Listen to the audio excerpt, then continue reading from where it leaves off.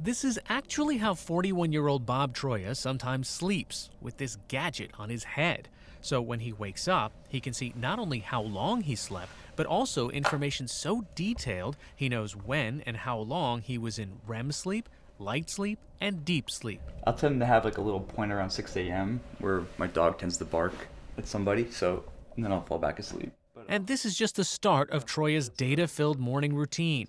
Before he even gets out of bed, Troya uses an iPhone app to take his pulse. He then weighs himself, takes his blood pressure, and his blood glucose level.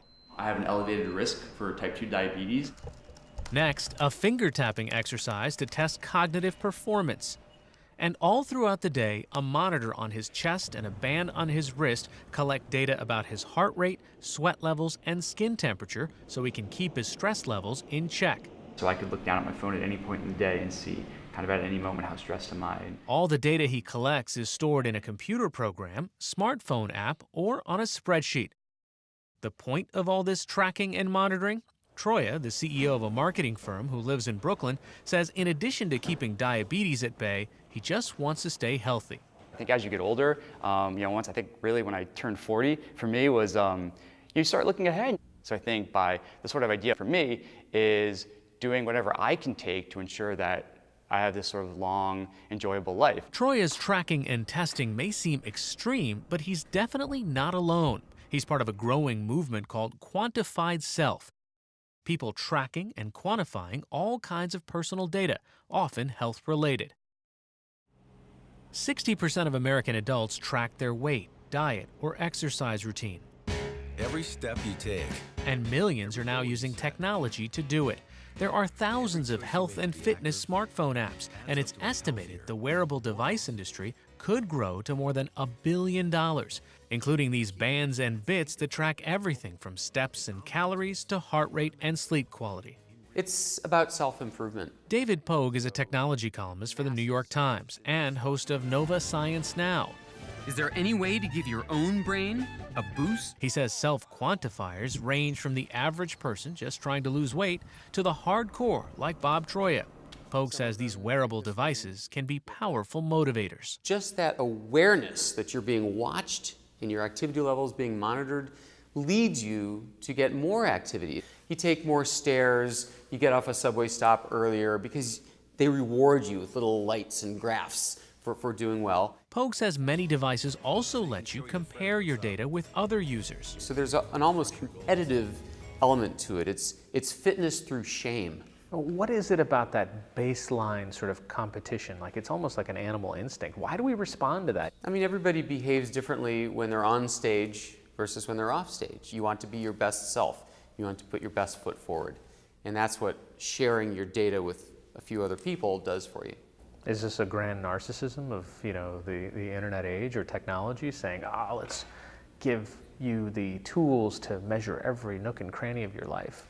It's absolutely narcissism, or more healthily, ego. It's studying yourself as an interesting topic in ways that you couldn't study yourself before. I mean, this is just giving you self-awareness into previously invisible aspects of your life. Like something known as heart rate variability. So in a stressful situation, your pulse may inversely go up, but your HRV goes down, and over time, a higher HRV is just a general sense of your body naturally being in that better state. He knows what he means.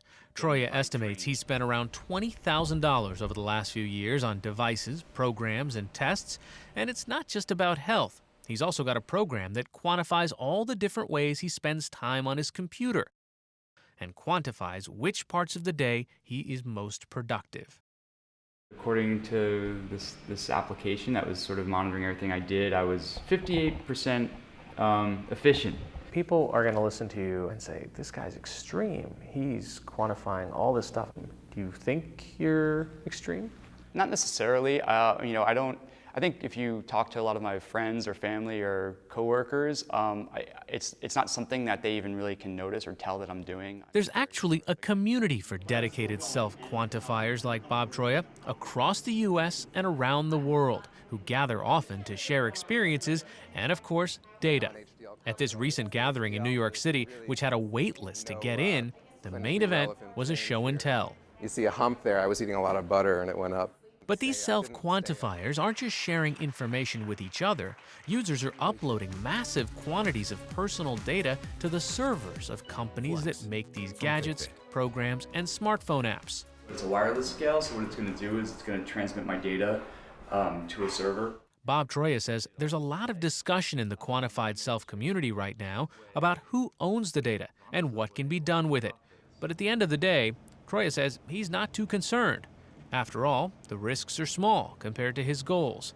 Everything from preventing diabetes to optimizing his time. For me personally, my goal is to basically be an optimal human being in every aspect of my life.